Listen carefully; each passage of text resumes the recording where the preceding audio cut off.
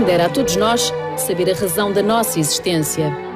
Mas a verdade é que nos podemos deslumbrar com histórias de vida que provam que, mesmo sem saber os porquês, a vida é realmente um milagre. Se não, ouça. Era uma vez um menino que nasceu no norte de Portugal, em Trás-os-Montes. Os seus pais eram agricultores e apenas com 16 anos, José Luís Constantino parte para São Tomé e Príncipe, à data arquipélago português. Este território vai conhecer a partir do século XIX uma forte exploração agrícola, estando na base desse arranque homens empreendedores, tais como o nosso anfitrião. É de facto a sua convicção quanto à política colonial que torna São Tomé, entre 1912 e 1915, o primeiro produtor mundial de cacau. Sensivelmente aos 16, 17 anos, resolve viajar para São Tomé e Príncipe e dedicar-se lá à agricultura. Esta razão histórica para esta viagem não lhe sei dizer, não tenho fundamento histórico para lhe informar. O certo é que ele, em São Tomé e Príncipe, começa-se a dedicar às plantações que eram habituais. Cacau, café, óleo de palma, cana. A dada altura, ele começa, e tem aqui uma grande oportunidade de sucesso, em que nos inícios do século XX, finais do século XIX, em todo o mundo começa a haver uma grande procura pelo cacau. E, portanto, este fascínio pelo cacau em todo o mundo colide com um homem cheio de sucesso em São Tomé e Príncipe que está cheio de plantações de cacau e, portanto, é aqui que ele, nessa altura, visconde de Valflor, tem o grande arranque na fortuna dele e começa a ter uma importância muito grande para o reinado português, na altura do rei Dom Carlos. E, portanto, é aqui que ele cresce e que a sua fortuna começa a ter grande expressão, e é um caso de sucesso porque, na altura, em cerca de 1907, o reinado vive aqui um período conturbado de alguma agitação política e social, e para o rei Dom Carlos, o visconde de Valflor era uma medalha de mérito e de sucesso de um agricultor colonial. A sua admirável personalidade valeu-lhe múltiplos cargos ao serviço do reino, bem como o título de Marquês de Valflor, atribuído pelo rei Dom Carlos. Manda então edificar este sumptuoso palácio no final do século XIX, apoiado pelo engenho do arquiteto italiano Nicolò Bigaglia. O Alto de Santo Amaro era agora palco de um dos mais belos palácios de Portugal. Com fortes ligações à França, a família Valflor evidencia as suas preferências decorativas através de opções ecléticas, passando pela época Luís XIV, Regência, Luís XV e Luís XVI. A área exterior de um palácio raramente era deixada ao acaso. Muitos são os jardins, por todo o mundo, que podem ser contemplados com um título de obras de arte. Os jardins do Palácio de Valflor assumem uma regularidade e simetria bem em voga na altura em que foram projetados. Um misto de flores, sebes de bucho, árvores, relva e arbustos serpenteados por calçada portuguesa proporcionam um passeio agradável ao ar livre.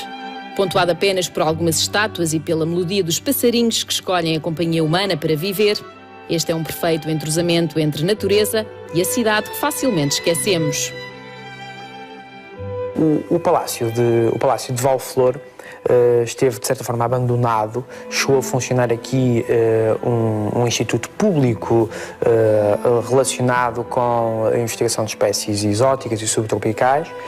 E houve também uma tentativa, a dada altura, de a Assembleia da República tomar conta do espaço e adquirir o espaço. Na altura, o Dr. Almeida Santos foi a pessoa que sempre foi um fascinado por este palacete e foi uma pessoa que sempre olhou com muita atenção para este espaço. A dada altura, o espaço está num estado de degradação tal que é comprado pelo Grupo Pestana em 1990, o espaço. Depois há aqui um longo processo de tentar transformar o espaço num hotel, protegendo sempre a área de jardins, porque é um dos grandes ex-libris do espaço. Tem mais de 300 espécies diferentes entre árvores, arbustos e flores e, portanto, havia aqui um grande cuidado de preservar esse espaço. A entrada do palácio é tão majestosa quanto qualquer outra dependência do mesmo. Visualmente sugestiva, serve para aguçar a criatividade dos mais imaginativos acerca daquilo que ainda está para vir. A promessa de que não serão defraudados acentua-se quando se olha para cima. A avaliar pelo seu estado fantástico em que esta cúpula se encontra atualmente, ninguém adivinharia a intensa e duradoura intervenção de obras de restauro e conservação a que o palácio fora submetido. Desta forma, só resta mesmo saudar todos os envolvidos pela sua competência e triunfo nessa tarefa. A Marquesa de Valflor tinha dificuldades de locomoção. Por essa razão, fora mandado instalar aqui o que terá sido um dos primeiros elevadores em Portugal.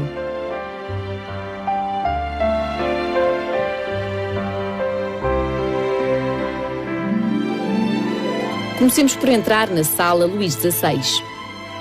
A preferência pelo estilo francês é óbvia. O próprio nome da sala revela a forte ligação da família, sobretudo a Paris, onde tinham também um palacete. Aqui confirmamos a transição para o estilo neoclássico, recuperando, no entanto, alguns apontamentos ainda rocaille.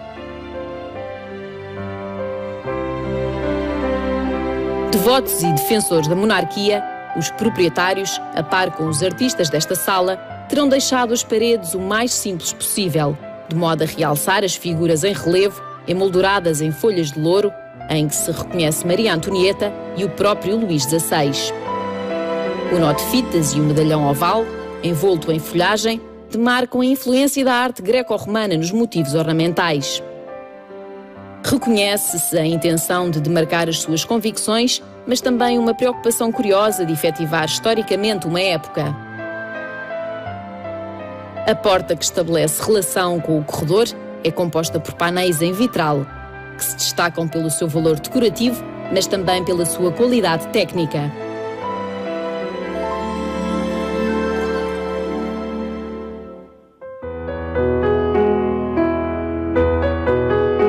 A sala de Renascença tem uma história muito curiosa por trás. O Marquês foi dando ao longo da sua vida sinais do seu gosto pelo peculiar. Durante a construção do Palácio Valflor, teve o desejo de criar uma sala com uma madeira oriunda do continente africano. Todavia, a sua exportação era proibida. Descontente com esta imposição, José Luís Constantino manda construir uma nau para transportar mercadoria para Lisboa, precisamente com a madeira que gostaria de trazer para a capital portuguesa. Logo após a chegada, a nau terá sido desmontada e as suas ricas madeiras transformaram-se em paredes e no teto que ladeia este encantador céu em flor de Domingos Costa.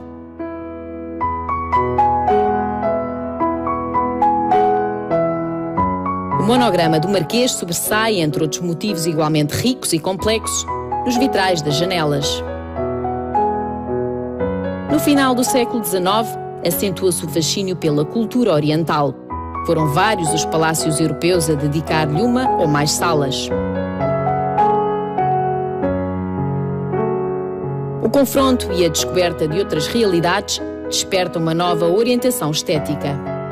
Na sala japonesa deste palácio, facilmente reconhecemos um favoritismo acentuado pelo detalhe e pela harmonia, seja através das magníficas pinturas de Eugênio Coutrin, seja pela graciosidade destes candeeiros.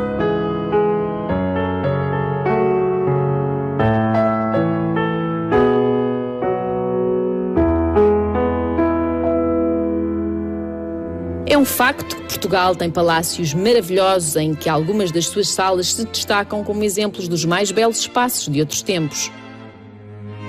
A Sala Luís XV faz parte dessa vasta lista. Os seus ornatos em talha e gesso, os espelhos ladeados por uma moldura soberba a condizer com as suas consolas, confirmam a opção pelo estilo rocaille, muito popular à época. As folhas de acanto eram recriadas através dos mais diversos modelos, bem como conchas, florões, grinaldas, volutas e tantas outras formas.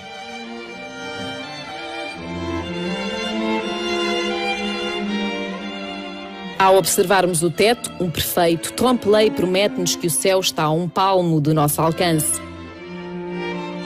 Esta pintura a óleo de Carlos Reis, um dos grandes pintores portugueses galardoado internacionalmente, confere à sala uma luminosidade estival.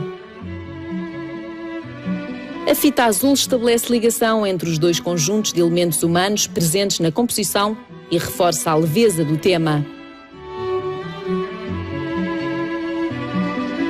O Bar Alegro proporciona um aconchego e paz que supera qualquer outro lugar deste segmento. Se tivéssemos de apontar uma das principais opções decorativas deste edifício, os vitrais fariam seguramente parte dessa lista. Encontram-se trabalhos belíssimos espalhados por todos os seus cantos. É uma forma curiosa de jogar com transparência, cor e luz. No altar da capela do Palácio Valflor, a Imaculada Conceição, rainha e padroeira de Portugal, destaca-se com a sua coroa, com o rosário e 2 faixas azuis sobre a sua túnica.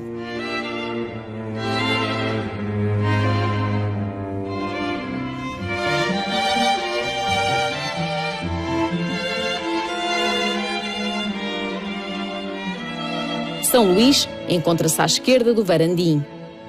Mais próximos do altar estão São José e a Virgem Maria.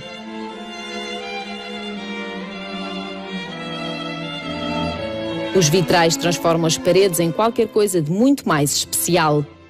A luz, ao trespassar o vidro, assume diferentes cores e encoraja tudo aquilo que nele foi desenhado com grande simbolismo. Alguns objetos, quando integrados num determinado espaço, passam a ser indispensáveis à sua compreensão. Estabelece-se um grau de simbiose tão certo que não será possível falar de um sem mencionar o outro. No vestíbulo que dá acesso aos salões, encontramos o objeto de maior destaque deste palácio, uma pinha italiana feita de mármore. Embora não se conheça a data de fabrico nem o seu autor, o seu valor é mais do que reconhecido.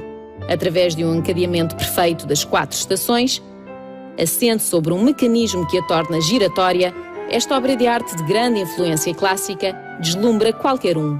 O Marquês viajava muito e deu ordens para que a pinha estivesse sempre com a estação do ano certa virada para a porta de entrada. Desta forma, quando chegasse ao palácio, teria sempre essa informação.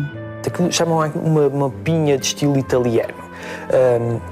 Aquilo permitia representa as 4 estações do ano, tem uma forma engenhosa, porque uma peça com aquele tamanho em mármore é pesadíssima, e tem uma forma engenhosa de circular sobre o seu centro sem qualquer perigo. Portanto, uma peça fantástica. Pelo que sei, a peça é de origem italiana e representa as 4 estações do ano. Aquilo era uma forma também de o Marquês ter virado para si a estação do ano em que estávamos e ele próprio também ter para seu conhecimento a estação do ano em que estávamos. Como era uma pessoa muito viajada, poderia às vezes, para não ter que passar pela vergonha, digamos assim, de estar a perguntar, tinha sempre os funcionários da casa tinham sempre o cuidado de ter a estação do ano virada para a frente, para que o Marquês, quando chegasse, soubesse a estação do ano em que estava. Os grandes salões e respectivos jardins de inverno partem do vestíbulo central e ocupam toda a ala nascente do edifício. Terão sido concebidos para festas, bailes e banquetes. O estilo regência estende-se a todos os elementos da decoração dos tetos e paredes. O requinte e detalhes de estuque prendem o nosso olhar através da perfeição dos seus recortes, mas também do brilho inigualável da folha de ouro.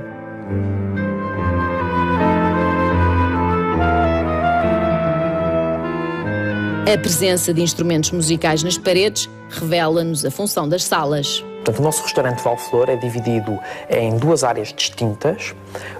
O primeiro salão, que é um salão em tons rosa, era a sala de banquetes da casa, portanto, sempre que a família recebia convidados, era nesse salão que os recebiam. Depois, dispomos de um outro salão, nos tons azul e verde claro, que era o salão de dança da casa. Portanto, os convidados, depois do banquete, passavam então para este salão, onde eram convidados a dançar e a divertirem-se após o jantar. Através de uma pintura de Constantino Fernandes, acreditamos facilmente no prolongamento deste salão para o habitat dos anjos. O céu não parece ser o limite, mas antes o paraíso, onde o requinte dos trajes e a harmonia entre pares consolidam a crença na felicidade e no amor. Viviam-se outros tempos e o gosto pelos pormenores ornamentados emergia sobre escolhas mais simples. Em ambos os salões encontramos exemplos admiráveis.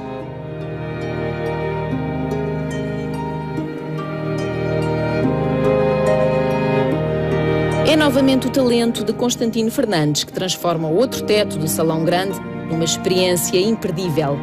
O equilíbrio e a cumplicidade entre as três figuras femininas acolhe e convida o visitante a acreditar que tudo é possível. Basta ter coragem para olhar mais alto. Na escada de acesso ao primeiro piso, o pintor Conceição Silva deixou a sua marca ao criar a deusa Flora numa composição contida e madura. Tida também como deusa da primavera, das flores e da floração, representa a juventude e a alegria de viver. O esvoaçar do pano azul potencia a presença de mais um fator da natureza, o vento, que aliás terá desencadeado toda a história desta divindade. Segundo a mitologia clássica, Zéfiro, deus dos ventos, raptou Flora e casou-se com ela. Como recompensa, concedeu-lhe a capacidade de reinar sobre todos os campos cultivados. Tendo em consideração que a história de vida de José Constantino está fortemente entrosada com o cultivo, sobretudo do cacau, não é por acaso que aqui se presta um tributo e um reconhecimento a esta deusa. Ocupa um lugar central neste palácio, destacando a gratidão como uma das principais virtudes do Marquês. Através de uma escadaria em madeira, temos acesso ao piso superior, onde estão as suítes do palácio. É nestes quartos que ficam instaladas muitas celebridades quando visitam Lisboa. O permanente contacto com a natureza nas opções decorativas deixa clara a necessidade de quebrar barreiras entre o interior e o exterior. É nos tetos que se perpetua e se reconhece melhor esse desejo. Basta olhar durante escassos segundos para concluir que se fica muito bem instalado no Hotel Pestana Palace, que gera hoje em dia o Palácio Valflor. Os quartos foram pensados para todos os gostos. Em comum, a promessa de uma noite muito bem passada no extremo conforto de um espaço de luxo. Esta casa de banho corresponde à tradição portuguesa do gosto pela azulejaria para enriquecer espaços. É frequentemente um recurso decorativo e, embora ainda hoje se produzam, permitiu dar a conhecer a todos nós a criatividade de artistas de outros tempos.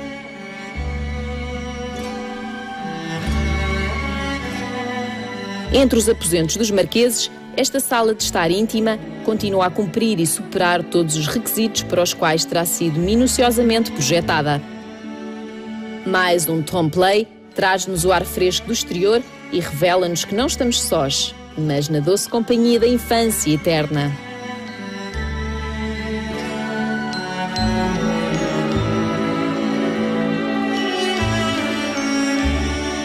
A cozinha não corresponde eventualmente ao que se espera de uma cozinha de um palácio com estas dimensões, mas terá cumprido na perfeição todas as exigências dos banquetes e outras festas da época. Ouve-se dizer que o Marquês era um homem muito dedicado à família e se até agora os infindáveis e férteis campos de plantações de cacau haviam feito da sua vida um conto de fadas, a prova de que todos nós temos uma cruz estava para vir. Pai de 3 meninas saudáveis, profissionalmente realizado e com um casamento feliz, o dia em que a sua filha mais nova se afogou no lago do palácio dera provavelmente lugar ao seu maior desgosto de sempre. A família tinha 3 filhas e a filha mais nova faleceu portanto, por afogamento naquele que é o espaço hoje em dia da nossa piscina exterior, era na altura o lago da casa. Portanto, a criança, como faleceu no lago, há quem diga hoje em dia que a criança continuou a morar cá na casa e que volta e meia se vagueia pela casa. Eu nunca a vi pessoalmente, teria todo o gosto em conhecê-la, mas pessoalmente não, mas temos alguns hóspedes que já nos revelaram que já viram a criança por aí a passear. Ao que parece, os marqueses deslocavam-se vezes sem conta ao 3º andar do edifício, de modo a poder ver o jazigo da sua menina, situado no cemitério dos prazeres, tendo-a assim sempre por perto. Mas a majestosidade estender-se-á até ao outro lado da estrada.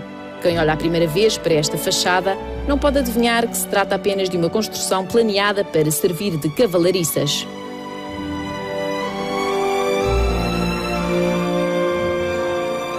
Eram outros os tempos e o prazer pelo detalhe proporcionava construções divinas.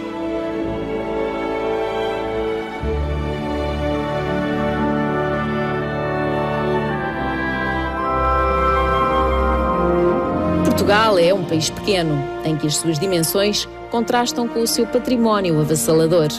Seja testemunha e não se arrependerá.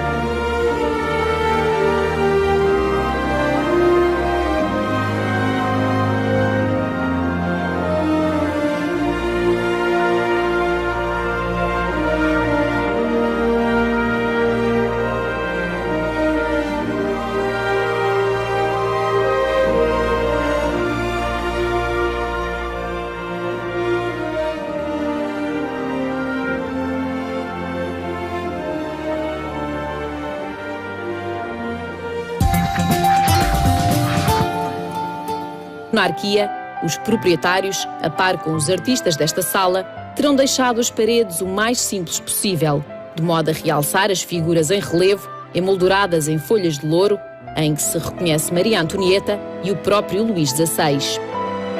O nó de fitas e o medalhão oval, envolto em folhagem, demarcam a influência da arte greco-romana nos motivos ornamentais.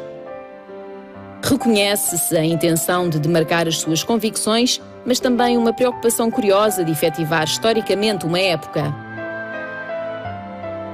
A porta que estabelece relação com o corredor é composta por painéis em vitral, que se destacam pelo seu valor decorativo, mas também pela sua qualidade técnica.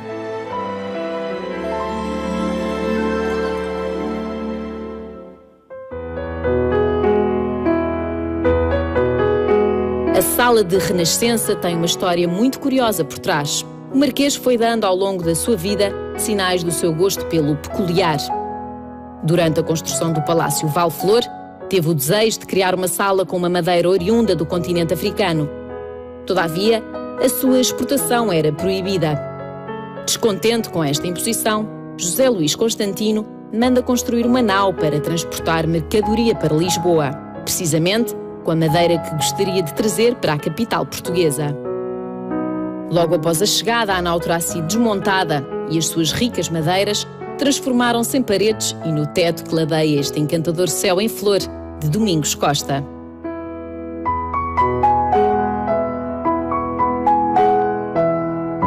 O monograma do Marquês sobressai, entre outros motivos igualmente ricos e complexos, nos vitrais das janelas. No final do século XIX, acentua-se o fascínio pela cultura oriental. Foram vários os palácios europeus a dedicar-lhe uma ou mais salas. O confronto e a descoberta de outras realidades despertam uma nova orientação estética. Na sala japonesa deste palácio, facilmente reconhecemos um favoritismo acentuado pelo detalhe e pela harmonia, seja através das magníficas pinturas de Eugênio Coutrin, seja pela graciosidade destes candeeiros.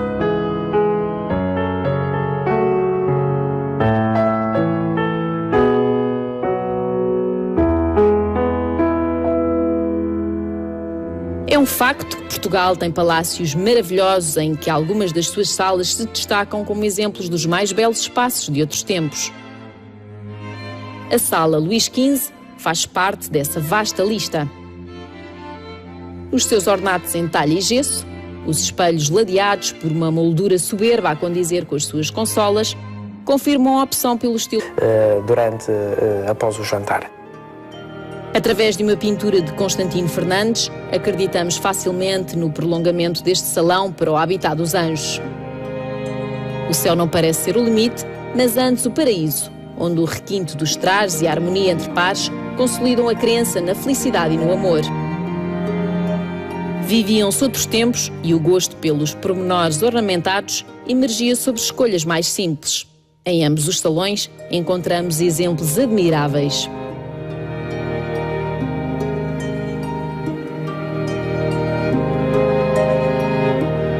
É novamente o talento de Constantino Fernandes que transforma o outro teto do Salão Grande numa experiência imperdível. O equilíbrio e a cumplicidade entre as três figuras femininas acolhe e convida o visitante a acreditar que tudo é possível. Basta ter coragem para olhar mais alto. Na escada de acesso ao primeiro piso, o pintor Conceição Silva deixou a sua marca ao criar a deusa Flora numa composição contida e madura. Tida também como deusa da primavera, das flores e da floração, representa a juventude e a alegria de viver. O esvoaçar do pano azul potencia a presença de mais um fator da natureza, o vento, que aliás terá desencadeado toda a história desta divindade. Segundo a mitologia clássica, Zéfiro, deus dos ventos, raptou Flora e casou-se com ela. Como recompensa, concedeu-lhe a capacidade de reinar sobre todos os campos cultivados. Tendo em consideração que a história de vida de José Constantino está fortemente entrosada com o cultivo, sobretudo do cacau, não é por acaso que aqui se presta um tributo e um reconhecimento a esta deusa. Ocupa um lugar central neste palácio, destacando a gratidão como uma das principais virtudes do Marquês. Através de uma escadaria em madeira, temos acesso ao piso superior, onde estão as suítes do palácio. É nestes quartos que ficam instaladas muitas celebridades quando visitam Lisboa.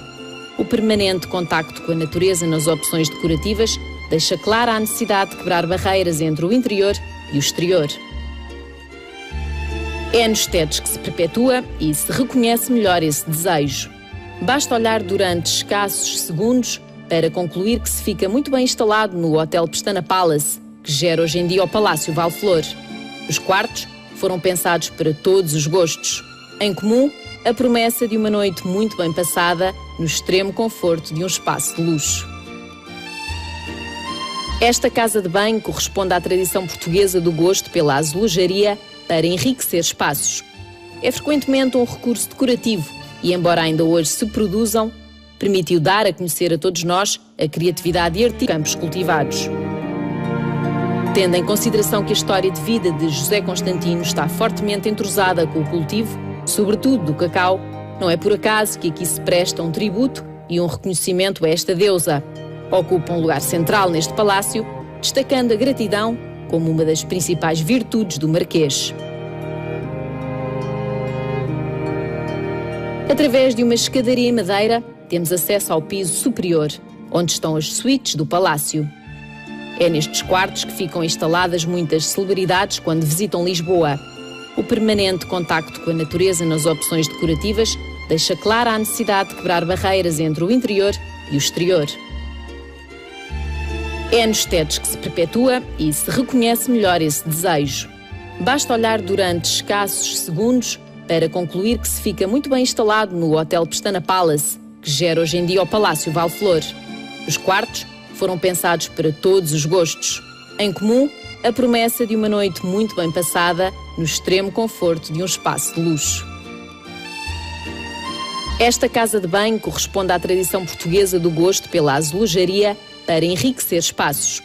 É frequentemente um recurso decorativo e, embora ainda hoje se produzam, permitiu dar a conhecer a todos nós a criatividade de artistas de outros tempos.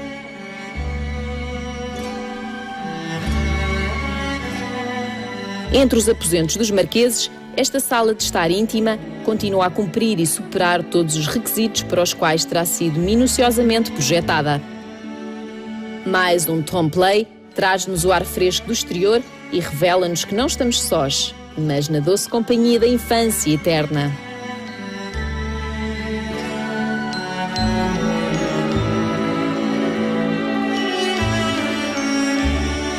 A cozinha não corresponde eventualmente ao que se espera de uma cozinha de um palácio com estas dimensões, mas terá cumprido na perfeição todas as exigências dos banquetes e outras festas da época. Ouve-se dizer que o Marquês era um homem muito dedicado à família e se até agora os infindáveis e férteis campos de plantações de cacau haviam feito da sua vida um conto de fadas, a prova de que todos nós temos uma cruz estava para vir.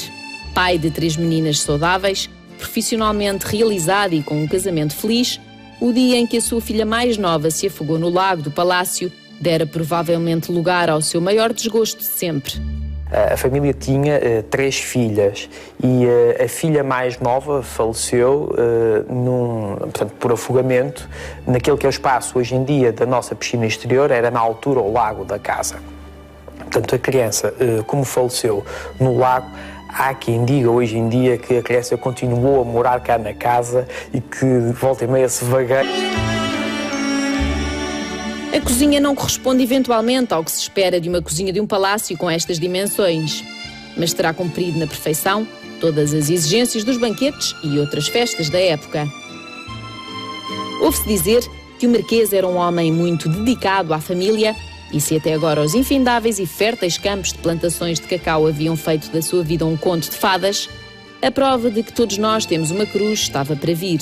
Pai de 3 meninas saudáveis, profissionalmente realizado e com um casamento feliz, o dia em que a sua filha mais nova se afogou no lago do palácio dera provavelmente lugar ao seu maior desgosto de sempre. A família tinha 3 filhas e a filha mais nova faleceu portanto, por afogamento naquele que é o espaço hoje em dia da nossa piscina exterior, era na altura o lago da casa. Portanto, a criança, como faleceu no lago, há quem diga hoje em dia que a criança continuou a morar cá na casa e que volta e meia se vagueia pela casa. Eu nunca a vi pessoalmente, teria todo o gosto em conhecê-la, mas pessoalmente não, mas temos alguns hóspedes que já nos revelaram que já viram a criança por aí a passear. Ao que parece, os marqueses deslocavam-se vezes sem conta ao 3º andar do edifício, de modo a poder ver o jazigo da sua menina, situado no cemitério dos prazeres, tendo-a assim sempre por perto. Mas a majestosidade estender-se-á até ao outro lado da estrada. Quem olha a primeira vez para esta fachada não pode adivinhar que se trata apenas de uma construção planeada para servir de cavalariças.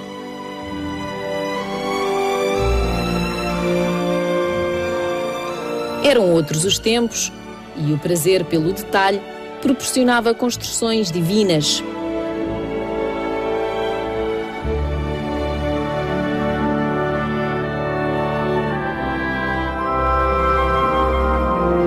Portugal é um país pequeno, em que as suas dimensões contrastam com o seu património avassalador.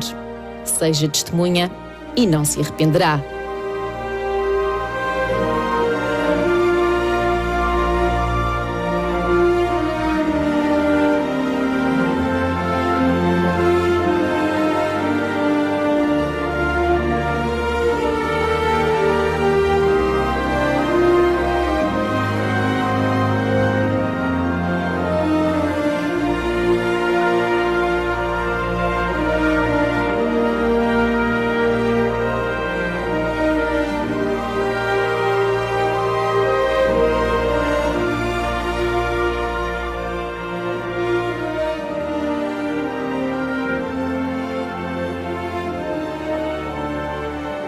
Coragem para olhar mais alto. Na escada de acesso ao primeiro piso, o pintor Conceição Silva deixou a sua marca ao criar a deusa Flora numa composição contida e madura. Tida também como deusa da primavera, das flores e da floração, representa a juventude e a alegria de viver. O esvoaçar do pano azul potencia a presença de mais um fator da natureza, o vento, que aliás terá desencadeado toda a história desta divindade. Segundo a mitologia clássica, Zéfiro, deus dos ventos, raptou Flora e casou-se com ela. Como recompensa, concedeu-lhe a capacidade de reinar sobre todos os campos cultivados. Tendo em consideração que a história de vida de José Constantino está fortemente entrosada com o cultivo, sobretudo do cacau, não é por acaso que aqui se presta um tributo e um reconhecimento a esta deusa. Ocupa um lugar central neste palácio, destacando a gratidão como uma das principais virtudes do marquês. Através de uma escadaria em madeira, temos acesso ao piso superior, onde estão as suítes do palácio. É nestes quartos que ficam instaladas muitas celebridades quando visitam Lisboa. O permanente contacto com a natureza nas opções decorativas deixa clara a necessidade de quebrar barreiras entre o interior e o exterior. É nos tetos que se perpetua e se reconhece melhor esse desejo. Basta olhar durante escassos segundos para concluir que se fica muito bem instalado no Hotel Pestana Palace, que gera hoje em dia o Palácio Valflor. Os quartos foram pensados para todos os gostos. Em comum, a promessa de uma noite muito bem passada no extremo conforto de um espaço de luxo. Esta casa de banho corresponde à tradição portuguesa do gosto pela azulejaria para enriquecer espaços. É frequentemente um recurso decorativo e, embora ainda hoje se produzam, permitiu dar a conhecer a todos nós a criatividade de artistas de outros tempos.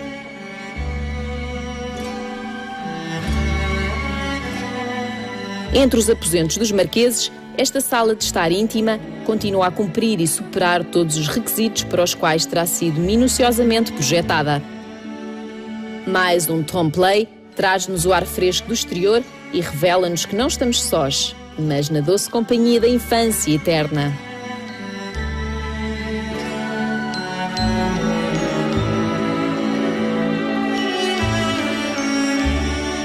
A cozinha não corresponde eventualmente ao que se espera de uma cozinha de um palácio com estas dimensões, mas terá cumprido na perfeição todas as exigências dos banquetes e outras festas da época. Ouve-se dizer que o marquês era um homem muito dedicado à família e se até agora os infindáveis e férteis campos de plantações de cacau haviam